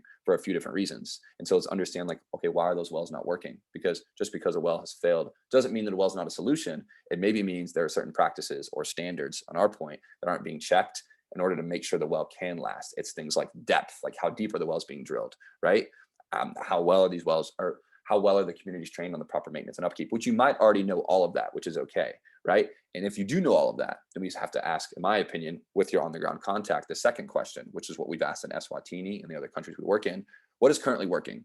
What communities, what groups, and this might be a difference between urban and rural groups of people, but what communities in Madagascar currently have water closest to the region that you're working in, and why?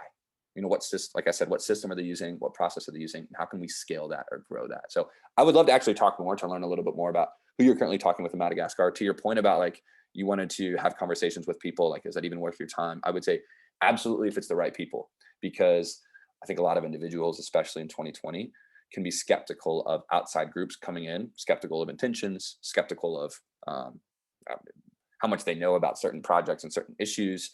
And so finding the right point of contact and being hungry for that right point of contact is key. So I want to make sure, even for anybody else who has questions, like, I'm going to drop my email in the chat one more time, but I'd love to connect with your group and spend a little more time with you all.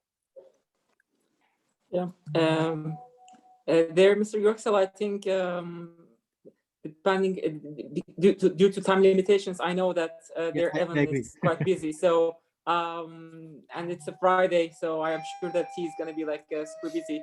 So let's everyone, please, in the room, I don't know how many of you are at 47. Let's give him a big applause, and a virtual one. And not only for the presentation, but for all the work that he does for the world, regardless of race, regardless of gender, regardless of nationality, regardless of religion, just for humanity. So thank you there, Evan, and back to you, Mr. Göksel. Thank you so much. Great to meet you, dear Evan. And thank you so much, guys, your contribution and your very good question. And have a nice weekend for everyone, I'd like to say. Awesome. Thank you all. Be well, my friends. Appreciate you having me. See you guys on Sunday. Bye-bye. Bye-bye.